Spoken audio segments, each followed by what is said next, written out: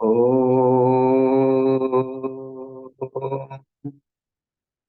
विश्वानि देव सवितर्दुरितानि परासुव यद्भद्रं तन्न आसुव। ओम शांति शांति शांति।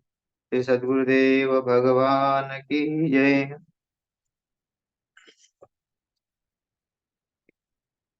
प्रस्तुत विवेक चूड़ामणि चल रहा है और श्लोक क्रमांक 110 हम देख रहे थे। माया निरूपण, माया का जो विस्तार है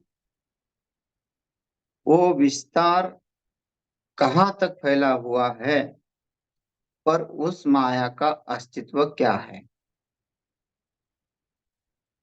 क्योंकि जहां जहां तक दृष्टि गोचर है वहां वहां तक उस माया का अस्तित्व है। क्योंकि दिखाने वाली दर्शाने वाली वही है, उसके बिना कुछ भी नहीं समझ में आ सकता। चाहे अंधा भी हो, अंधे को भी वो महसूस कराने वाली उसका नाम है माया। माँ माने नहीं, या माने जो नहीं है फिर भी अस्तित्व रूप से है। तो उसका कार्य क्या है, उसी के माध्यम से हम उस शुद्ध ब्रह्म तक कैसे पहुंच सकते हैं। शुद्ध ब्रह्म किस लिए कहा है? क्योंकि जो माया रहित होता है, जो उपाधि रहित होता है, नहीं तो हर जगह तो ब्रह्म उपस्थित है, लेकिन माया उपाधि के कारण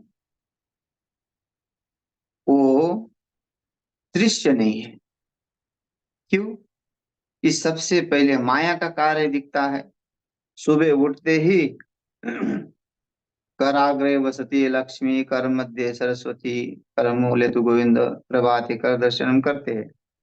लेकिन फिर भी हमको हाथ की तरफ देखना पड़ता है।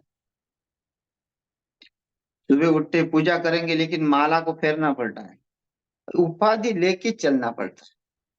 उपाधि ही वो माया का कार्य है। बस वो माया का कार्य समझ में आ जाए तो ज्ञान तो भाई, ज्ञान कहीं जाता आता नहीं है। उस ज्ञान को हम पहले ही प्राप्त कर चुके हैं। फिर हमको क्यों नहीं समझ में आता? क्योंकि हम जन्म लेते हैं, और जन्म क्या किस कारण होता है? अज्ञान के कारण। और वो यहाँ आने के बाद वो पर्दा बीच में आ जाता है ना।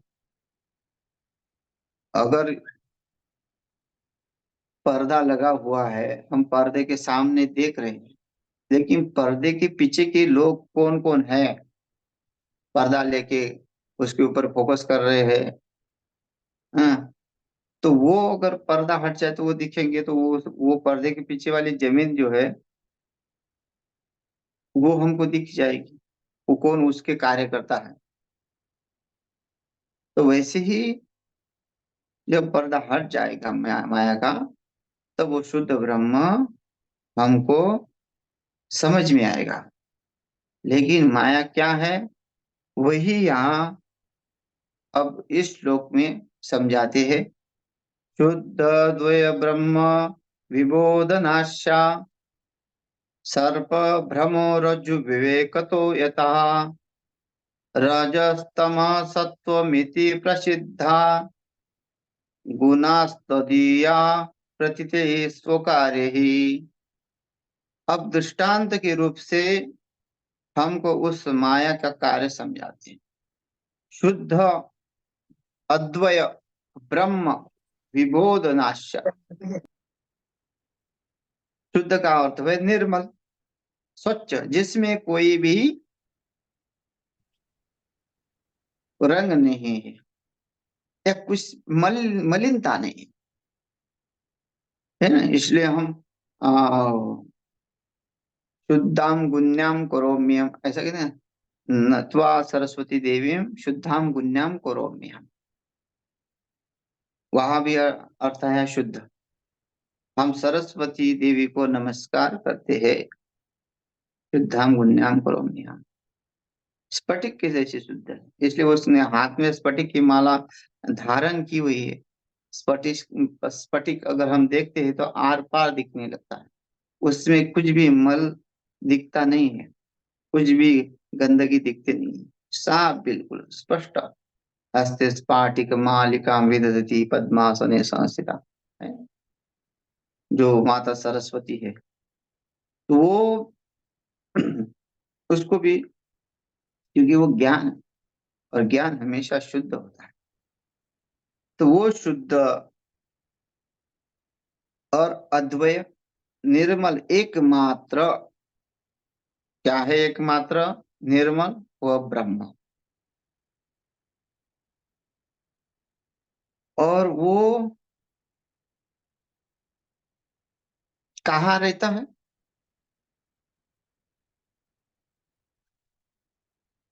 कहीं खोजना पड़ता है क्या? नहीं, वो सोता ही है। विबोध बोध, वो प्रत्यक्ष ज्ञान है, दूर नहीं है। क्यों? क्योंकि कहां से भी वो आता जाता नहीं है। बहुत सारे ऋषि मुनि को देखा है, रमन महर्षि का नाम सुना होगा, कहीं पढ़े नहीं, लेकिन फिर भी वेदांत की भाषा बोलते थे। संत तुकाराम महाराज, तुलसीदास जी महाराज कौन से भी यूनिवर्सिटी में नहीं पढ़े, लेकिन उनका जो तत्व ज्ञान है, जो उनकी जो भाषा, उनकी जो शैली है, वो वेदांत की ही भाषा है। उनके ग्रंथों में वेदांत की शैली झलकती है। तो वो ज्ञान कहाँ से आया? ये सोता ही था। बस उस ज्ञान को प्राप्त करने के लिए थोड़ा झाड़ू मारना पड़ता है। कौन सा झाड़ू? वैराग्य का झाड़ू, विवेक का झाड़ू। साफ हो जाते काम, क्रोध, लोभ, मोह, अहंकार। इसको अगर हम साफ करते हैं तो वो स्वतः ही सिद्ध है, कहीं से प्राप्त नहीं होता। इसलिए प्रत्यक्ष ज्ञान जो है नाश्य, कभी वो नष्ट नहीं होता। इसलिए नित्य माना गया है ब्रह्म को, है ना। जब भी मन जैसे बन सबका जाए नाश होगा। माया उपाधि जो जगत है, उस माया उपाधि जगत का सर्वनाश है, सब प्रकार का नाश, प्रलय हो जाता है पूरा इसका। लेकिन वो शुद्ध ब्रह्म का कभी भी नाश नहीं। वो आज भी है, पहले भी था और आगे भी ही रहेगा। जगत पहले नहीं था, आगे भी नहीं रहेगा, केवल वर्तमान में दिखता है स्वप्नवत।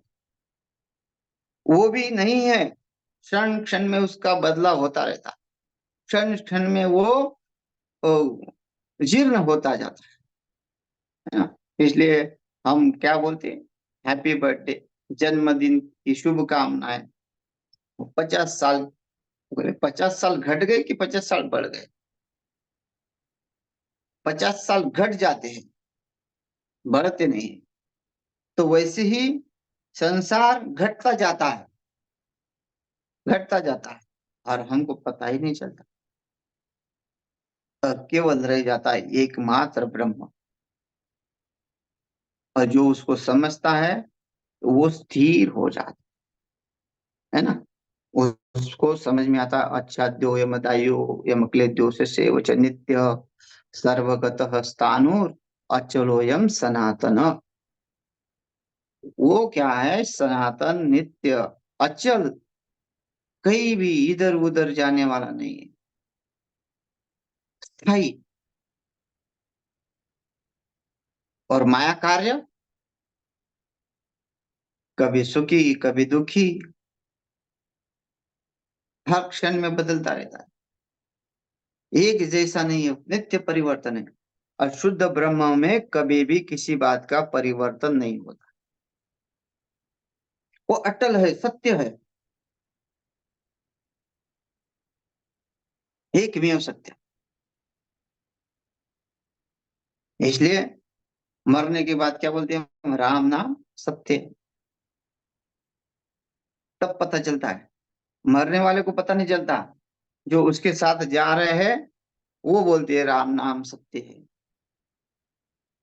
इसका मतलब बाकी सब मिथ्या है, अपने आप सिद्ध हो गया। लेकिन कबूल कौन करता है? चलते समय जब हम बोलते हैं सत्य है, तो यहाँ असिद्ध हो जाता है पूरा संसार, मिथ्या हो जाता है, केवल एक ही सत्य है। लेकिन है ना, ऐसी माया नचाती है कि तुरंत आप वापस आ जाओ और तुरंत लिस्ट लेके खड़े हो जाते हैं मरने के बाद। चलो, षोडशी में या 13वीं में क्या क्या लाना है, किसको किसको बुलाना है, क्या क्या होना है, ये सब बातें लिखी जाती है। 13 दिन का जो पूरा का पूरा हिसाब किताब जुड़ा जाता है। मरने वाला चला गया और हम किस कार्य में लग जाते हैं? उसी सामग्री के किनारे कार्य में। हमें उस समय वैराग्य था ले जाने तक, हम केवल सत्य को ही मान रहे थे, सत्य ही है उसको हमने स्वीकार किया था।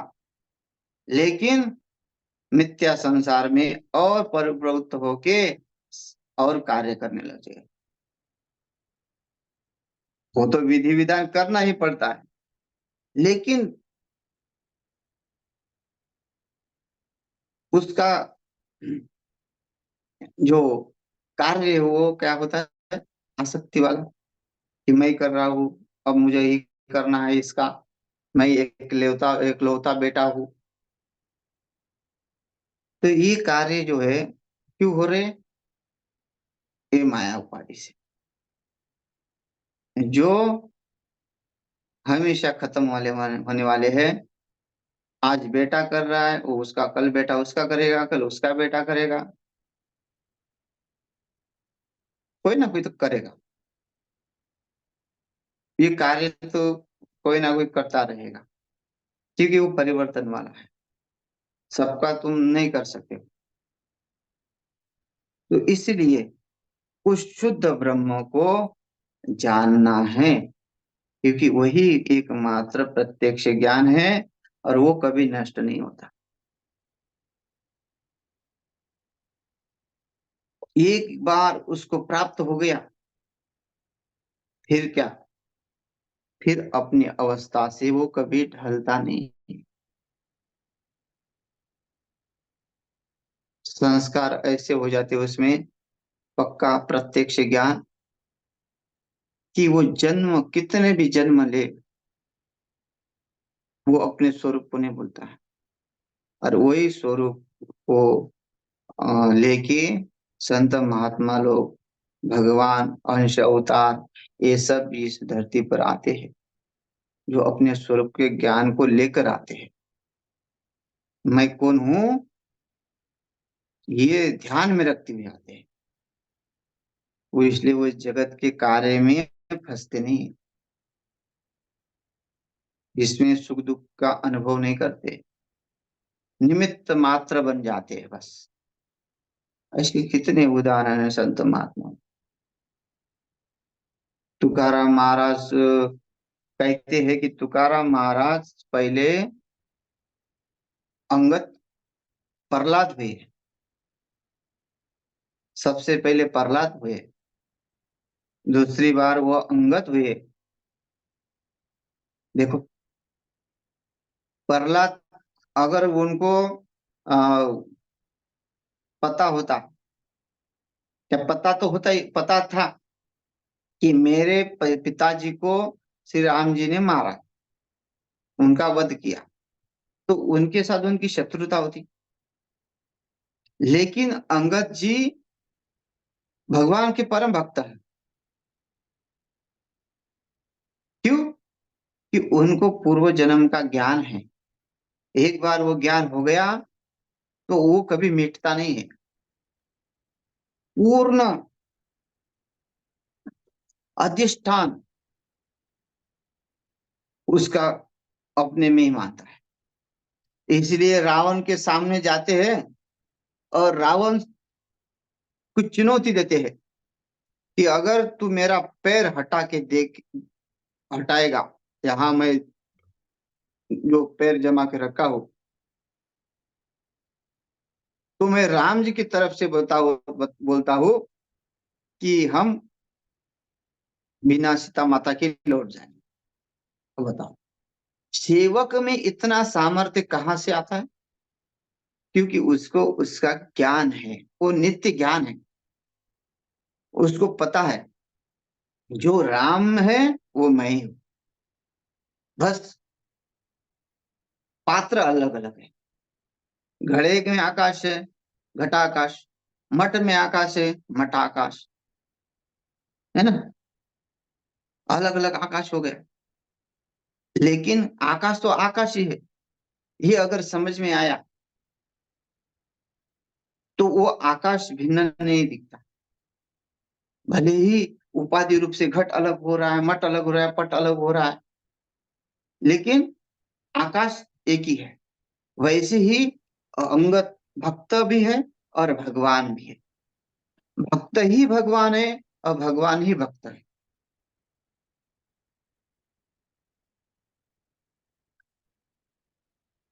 संत तुकाराम महाराज उसका वर्णन करते, देवते संत निमित्त त्या प्रतिमा।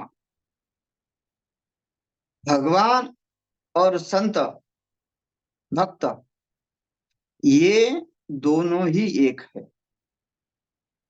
केवल निमित्त त्या प्रतिमा। कागज एक ही है, उसके ऊपर राम जी का चित्र निकालो, कृष्ण जी का चित्र निकालो, देवी का चित्र निकालो, है तो एक ही। कागज तो भिन्न नहीं है, बस उसके ऊपर जो लिखा गया वो भिन्नता। कागज एक ही पे है। तो वैसे ही एक ही पट पर एक ही आत्मा में सब विराजमान है। शुद्ध चित्त ब्रह्म में सब विराजमान है। उसका अनुभव कब होगा? जब हम उस माया को जान के उस माया से अलिप्त हो जाए। और उसके लिए बताएंगे साधना के बारे में, कैसे कैसे वो है ना। पहले भी विषय गया है कि साधन चतुष्टय को अपनाना ही पड़ेगा। और साधन चतुष्टय अपनाना तो उसके लिए तो समय चाहिए। हाँ, एक काम हो सकता है, एक समय में सब काम नहीं हो सकता। इसीलिए समय निकालना, इसलिए समय दिया हुआ है हमारे यहाँ सनातन धर्म में। एक समय निश्चित किया हुआ है, तुम उस समय में वही करो।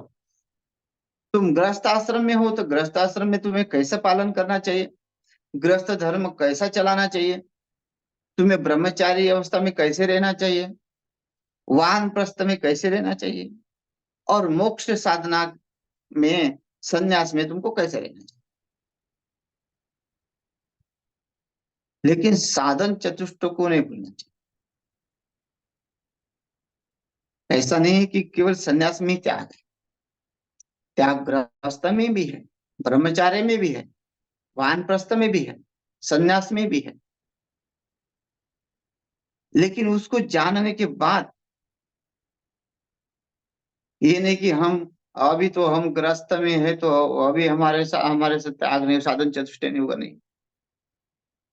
जिस अवस्था में हो उस अवस्था में अपने आप आके फिर बाद में वो संन्यास अवस्था तो प्राप्त करने के लिए बनी हुई है। लेकिन जो वो अगर ईमानदारी से चलेगा, धर्म है ना, तो ऊपर आगे भी अच्छा होगा। है बोलते ना, बुनियाद अगर फिट होगी, बुनियाद अगर अच्छी है तो मकान कितना भी मंजिल बनाओ।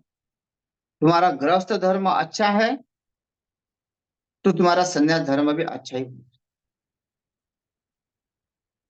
अब गृहस्थ धर्म बिगड़ा हुआ है, लालच, लोभ, काम, क्रोध से भरा हुआ है, उससे निकलना नहीं चाहते, तो उससे भी संन्यास में कभी जाएंगे नहीं, क्योंकि उसी के ऊपर संन्यास टिका हुआ है। तुम्हारे अंदर विवेक है तो तुम भी संन्यास की तरफ बढ़ोगे, विवेक नहीं है तो तुम गृहस्थ में ही मरोगे। तो इसलिए यहाँ यही कहते हैं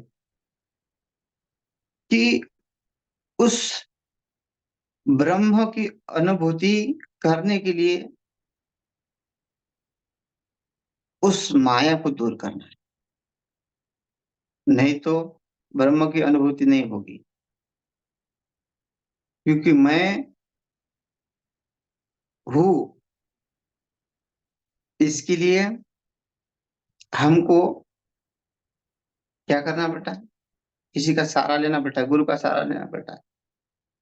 कई दृष्टांत देते, 10 लोग हैं, कहीं जा रहे हैं, तो कहाँ की कहीं भी भूले नहीं हम, हमारे लोग पूरे आ गए ना, तो बोलते आ गए हैं। कोई बोलता अरे नहीं नहीं एक कम है, तो वो गिनो,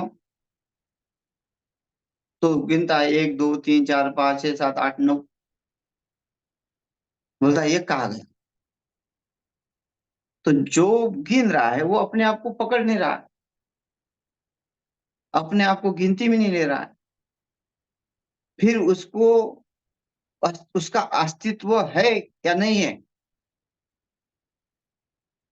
उसका अस्तित्व है, लेकिन हर कोई गिन रहा है, अपने आप को नहीं पकड़ रहा है। किसी ने बात तू गिन ले, किसी ने कहा तू गिन ले, सब कोई अपना अपना गिनता है लेकिन अपने खुद को नहीं।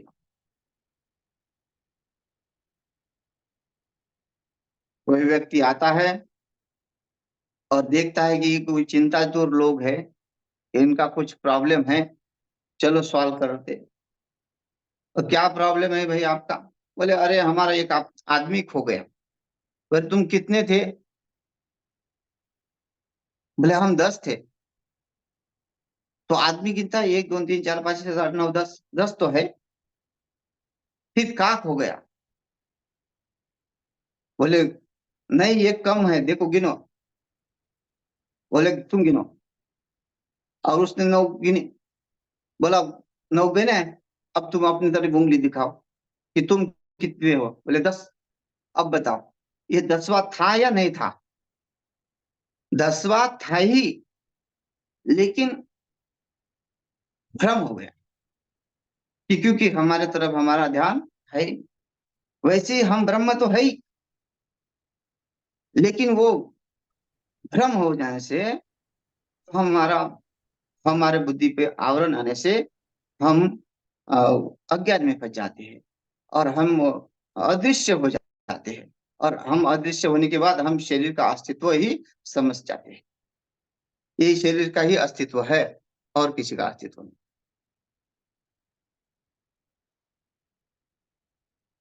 तो ये कौन बताया हमको? हमको सदगुरु बताया कि तुम ब्रह्म हो, तत्वमसि वाक्य से उपदेश करते हैं, और उस वाक्य से उपदेश करने के बाद साधक अपने साधना में लग जाता है। उसका कहा तो सा, तो तत्वमसि तू, तत्वम असि, जो है शुद्ध, कभी नष्ट नहीं होता, वही तू है नश्य, नष्ट न हो जाता। तो ये हमें भाई, जब ये कभी नष्ट नहीं होता तो हमारा नष्ट कैसे हो गया? कहते हैं ये ज्ञान कभी नष्ट नहीं होगा तो हमको क्यों नहीं महसूस होता? बोला तुम्हारा जो है, तुम्हें महसूस नहीं होता है, क्यों? कि तुमने इस जगत को ही मान लिया है, जगत के सत्य को मान लिया है, तुमको भ्रम हो गया है। बोले कैसे भ्रम? बोले भ्रम क्या होता है? भ्रम वो होता है जो सत्य है उसमें विकृति दिखने लगती है। जो सत्य है उसमें कुछ, जो ब्रह्म सत्य है लेकिन वो हम उसको, वो जगत को ही सत्य मान रहे हैं, क्योंकि हमारी दृष्टि अज्ञान से घिरी हुई है। कैसे? बोले देखो, रज्जु और सर्प भ्रम है कि नहीं? है क्या वो? रस्सी है। लेकिन तुमने क्या देखा अंधेरे में? अंधेरे में तुम चल रहे हो और थोड़ा थोड़ा प्रकाश भी है चंद्रमा का, लेकिन दूर है और टेढ़ी मेढ़ी रस्सी पड़ी हुई है।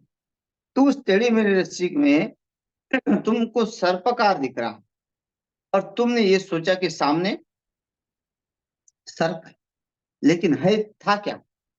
जब तुम उसके पास गए, प्रत्यक्ष देखा, है ना, अनुभव किया, सर्प नहीं है। तो जब तक हम अनुभव नहीं करते तब तक वो हमको ज्ञान होगा नहीं। काय का अनुभव? साधन चतुष्ट का अनुभव। विवेक, वैराग्य, शम, दम, तितिक्षा, उपरति, श्रद्धा, ये क्या है? ये साधन है। जब उसमें हम लग जाते हैं तब उसको हमें अनुभव आ जाता है, नहीं तो नहीं आएगा। तो सर्वप्रभु में है। फिर रज्जु जो है, रजत चांदी जैसे चमकता है, कोई शिल्पला है चमक रहा है, हम चांदी समझ जाते हैं, वो भ्रम है। रजस्तमः सत्वम अति प्रसिद्ध, हाँ ये सब जो है दृष्टांत अति प्रसिद्ध है। गुणा तदीय तदीया प्रतीते ही स्व कार्य ही प्रसिद्ध, ये सब प्रसिद्ध है। या रजस्तम सत्वम, ये तीन प्रकार की प्रकृति है। और इस प्रकृति को ही माया कहते हैं। ये जो भ्रम है उस भ्रम को ही सत्व रज तम कहा गया है, और वही भ्रम है, ये प्रसिद्ध है। तो उसके गुना, मतलब गुना, गुण उसके प्रति थे, विख्यात है। कौन से गुण? सत्व गुण, रजोगुण, तमगुण। सो कार्य अपने अपने कार्य करने में, इसलिए जो त्रिगुणात्मक प्रकृति है इसको की माया का कार्य कहते हैं। वो कभी सत्व गुण में हो जाता है तो अच्छा रहता है, कभी रजोगुण में रहता है तो स्वार्थी बन जाता है, और तामसी में आ जाते तो क्रूर बन जाता है। तो ऐसी ये प्रकृति को समझने के लिए पहले उस शुद्ध ब्रह्म की तरफ हमको बढ़ना पड़ेगा, तभी हमें इस प्रकृति के कार्य से मुक्ति मिलेगी। अब समय ये हो गया है, और थोड़ा सा प्राणायाम करके शेष अगले बुधवार को इसका देखते हैं। हरि ओम।